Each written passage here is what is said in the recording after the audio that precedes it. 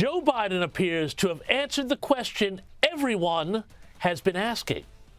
Will he or won't he run for president, that is? Have a look at this when American weatherman and TV personality Al Roker asked the president the billion-dollar question at a White House Easter egg roll earlier. Will you be taking part in the Easter egg rolls after 2024? Well, I plan on at least 3 or 4 more Easter egg rolls. At least 3 or 4 more? Maybe 5. Maybe 5? maybe 6. So what the hell? Are you saying that you would be taking part in our upcoming election in 2024? Well, I'll either be rolling an egg or being the guy who's pushing them out. Come on, help a brother out. Make some news for me. I plan on running Al, but we're not prepared to announce it yet. All right. I love it.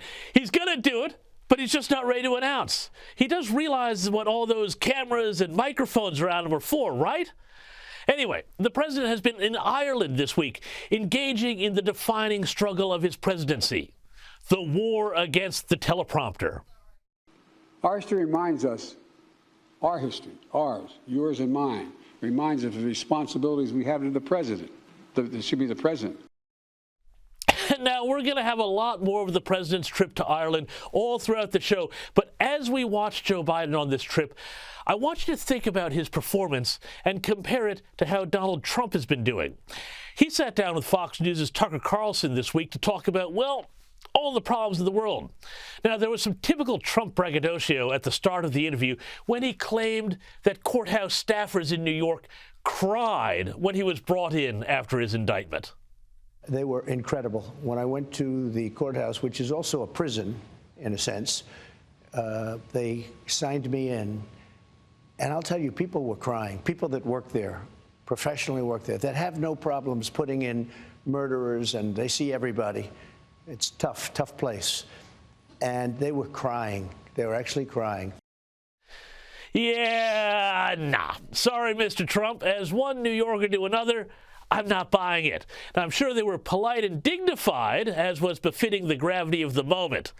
But crying, sorry, nah. Anyway, let's put that aside, because Trump was on much stronger ground when he talked about the implications of what his arrest meant and the weaponization of the justice system. It was a sad day in many ways, and in many ways it was a beautiful day, because the people understand. I didn't know this was happening, but the poll numbers have gone through the roof. The people get it, and the other ones are hoaxes also. You know, the box hoax. Look at Biden, he's got 1,850 boxes, and, you know, that's a hoax. And then the one in Atlanta where I had a perfect phone call. This is all weaponization. They're weaponizing our justice system, Tucker, and they think if they go and give you a subpoena, you know, I guess I'm very well known and people understand it and they get it, and maybe I have a bigger platform so I can explain it. But if you're somebody, a Republican, let's say, running for office, and you get a subpoena, you might as well resign, because you're not going to be able to survive it. But for my money, the most interesting and frankly chilling parts of the interview were when Trump was talking about foreign policy, and specifically the difference in styles between himself and his successor, Joe Biden. Here's what he had to say about Joe Biden and his chaotic withdrawal from Afghanistan, and how he, Trump, would have managed the move differently if it had happened under his watch. I said, I want every nail, I want every screw, I want the tents. They said, sir, the tents are very hard to take out. I said, I want the tents, I want the tanks, I want the planes, I want everything. And a couple of them fought me on it, like Millie. He said, sir, I think it's cheaper to leave the equipment behind. I said, let me ask you, we have a plane that costs $100 million. It's sitting there. All it needs is a tank of gas, right? Give me a little jet fuel. We'll fly it to Pakistan or any place else, or we'll fly it directly home. You say it's cheaper to leave a $100 million plane? Sir, I think overall it's cheaper. These are idiots we're dealing with. They left $85 billion worth of equipment. They left our American citizens behind.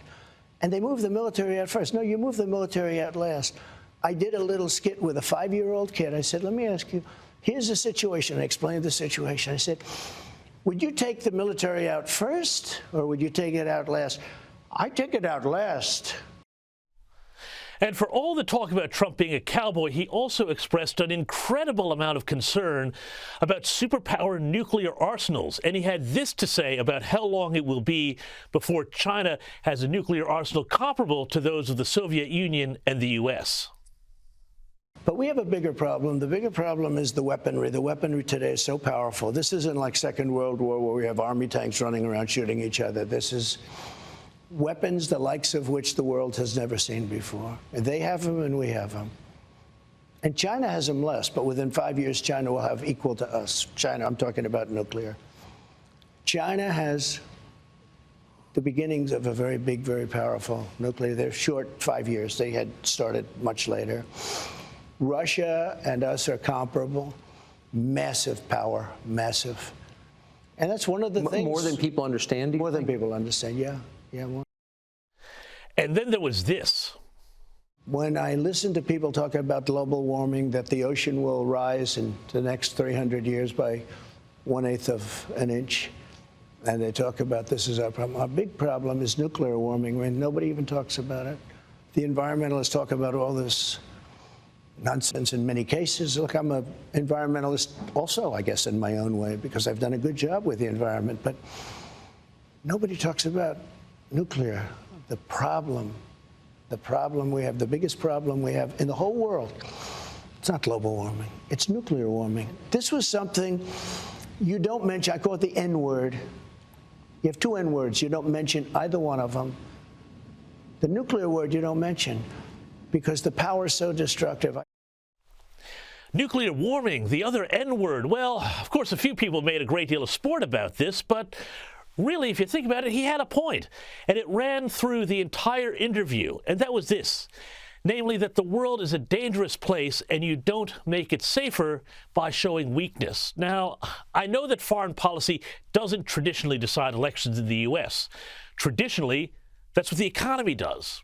But there's absolutely no doubt that the world has become a more dangerous place since Joe Biden took office. Much of that because he brought back a bunch of feckless Obama-era retreads.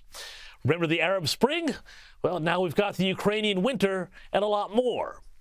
Trump made stupid forever wars a big theme of his campaign in 2016, and as what increasingly looks like a grudge match between himself and Joe Biden shapes up, look for foreign policy to loom large again.